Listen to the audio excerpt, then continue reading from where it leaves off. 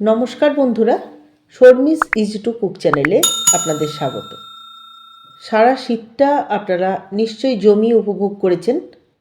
আর এই শীতের মেন উপকরণ ফুলকপি, সেটা দিয়ে নিশ্চয়ই অনেক রকম রান্না আপনারা বানিয়েছেন। সেই জন্য এই ফুলকপি শেষ হয়ে যাবার আগে অবশ্যই বানিয়ে নিন ফুলকপি দিয়ে মুরগির মাংস। নিয়ে নিয়েছি ফুলকপি, এরকম বড় সাইজের টুকরো করে তার ডাঁটটা কেটে বাদ দিয়ে দিচ্ছি। শুধু ফুলগুলো নিয়েছি আলু এবং টমেটো। এখানে নিয়েছি মাংসটা ম্যারিনেট করার জন্য টক দই, দিয়ে দিচ্ছি নুন, দেব হলুদ,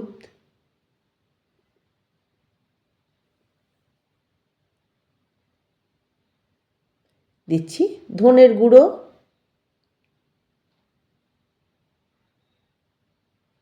বাজার চলতি মিট মশলা। আমি যেহেতু এভারেস্ট ব্র্যান্ডটা পছন্দ করি, সেই জন্য এভারেস্টের মিট মশলা ব্যবহার করছি।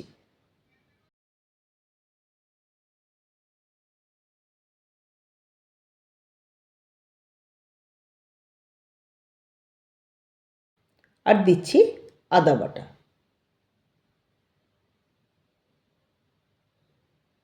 দিচ্ছি সর্ষের তেল,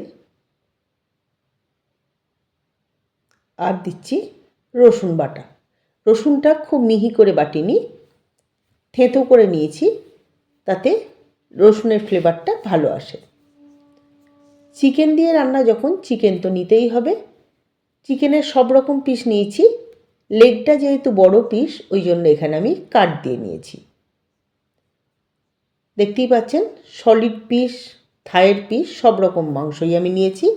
এবার ম্যারিনেশনের জন্য যে মশলাগুলো আমি নিয়েছি সেটা হাত দিয়ে খুব ভালোভাবে ফেটিয়ে নেব, তাহলে মশলাটা স্মুথ হবে এবং ম্যারিনেশনটাও ভালো হবে।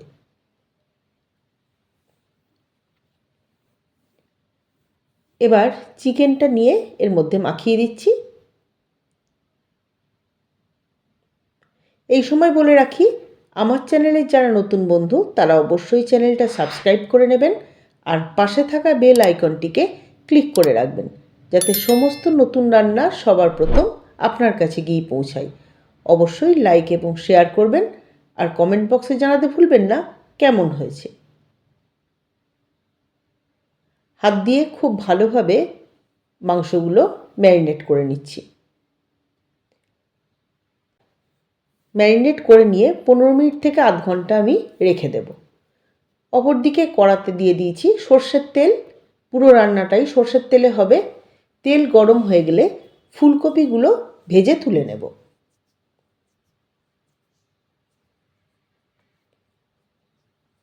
ফুলকপিগুলো ভালোভাবে নাড়াচাড়া করে নিয়ে ঢাকা দিয়ে একটু ভেজে নেব।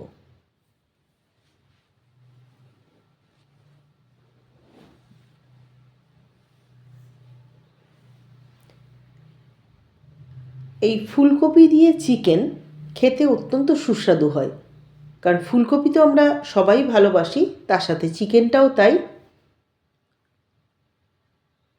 তাই কপি এবং চিকেনের যুগলবন্দি স্বাদটা দুর্দান্ত হয়। খুব ভালোভাবে উল্টে পাল্টে ফুলকপিগুলো ভেজে নিচ্ছি।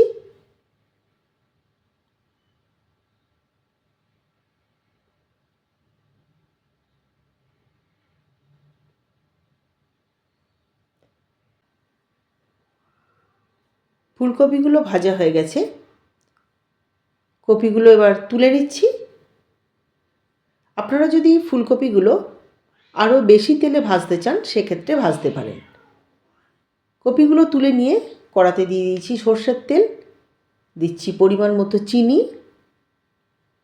তাতে রঙটা সুন্দর হবে।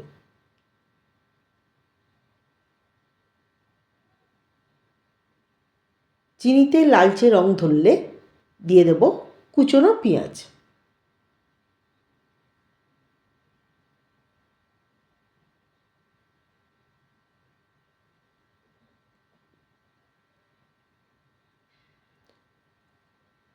পেঁয়াজটা নাড়াচাড়া করে অল্প একটু ভাজা ভাজা হয়ে গেলে এর মধ্যে দিয়ে দেব আলুগুলো।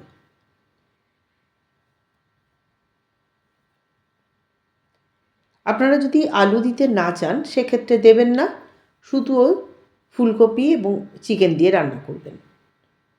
তবে আলু দিলে খেতে ভালোই হয়, কারণ মাংসর আলু আমরা সবাই ভালোবাসি।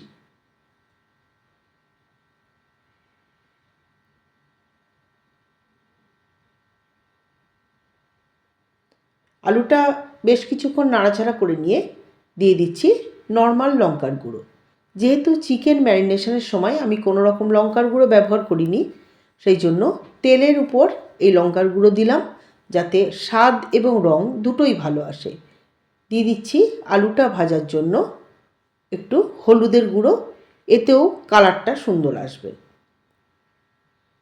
তবে অবশ্যই খেয়াল রাখতে হবে হলুদটা যেন ভাজতে ভাজতে পুড়ে না যায়।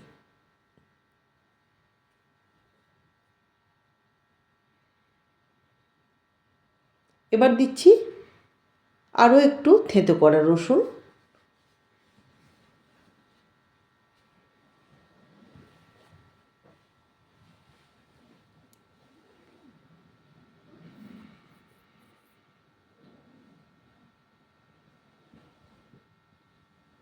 দিচ্ছি টমেটো কুচি, নুন। চিকেনটা ম্যারিনেশনের সময় এইসব উপকরণগুলো সবই ব্যবহার করেছি, সেই জন্য পরিমাণটা অবশ্যই বুঝে দিতে হবে।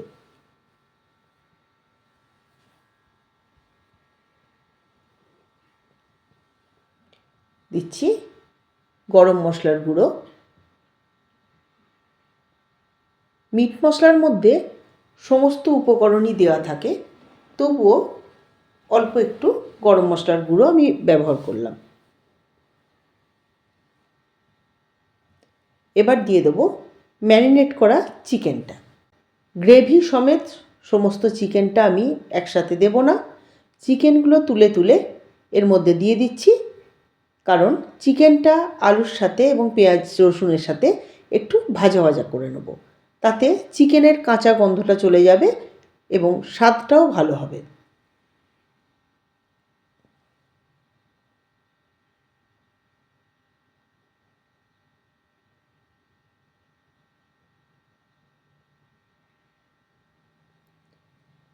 বেশ কিছুক্ষণ ভালোভাবে নাড়াচাড়া করে নিয়ে চিকেনটাকে একটু ভেজে নিচ্ছি।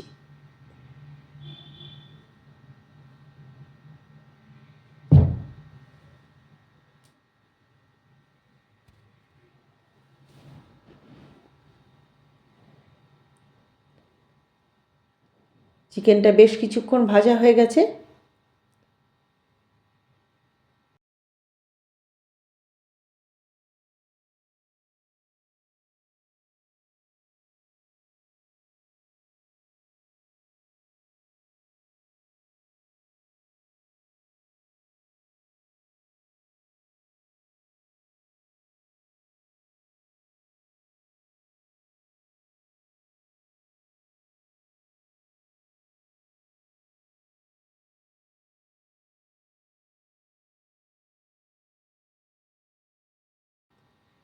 এবার ম্যারিনেশনের যে মশলাটা রয়েছে সেটা আমি দিয়ে দিলাম।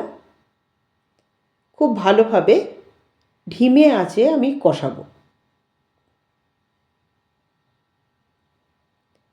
এই চিকেনের প্রিপারেশনের সময় আলাদা করে জল ব্যবহার না করলেই ভালো হবে। খুব ভালোভাবে নাড়াচাড়া করে নিয়ে ঢাকা দিয়ে দিয়ে শিম আঁচে রান্না করলে এর স্বাদ হবে দুর্দান্ত।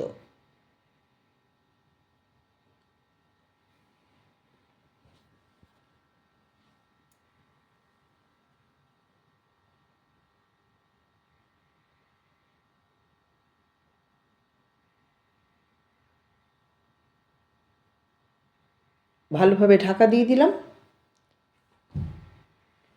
দেখতেই পাচ্ছেন যে চিকেন থেকে প্রচুর পরিমাণে জল বেরিয়েছে এবং চিকেনটা অর্ধেকের বেশি সিদ্ধ হয়ে গেছে। এই অবস্থায় দিয়ে দিলাম ভেজে রাখা ফুলকপিগুলো।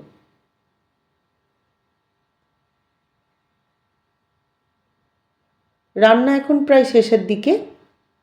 ফুলকপিগুলো এই সময় দিয়ে দিচ্ছি এই কারণে, তাহলে ফুলকপিগুলো নরম হয়ে যাবে না, কারণ কপিগুলো ঘেঁটে গেলে খেতে ভালো হবে না।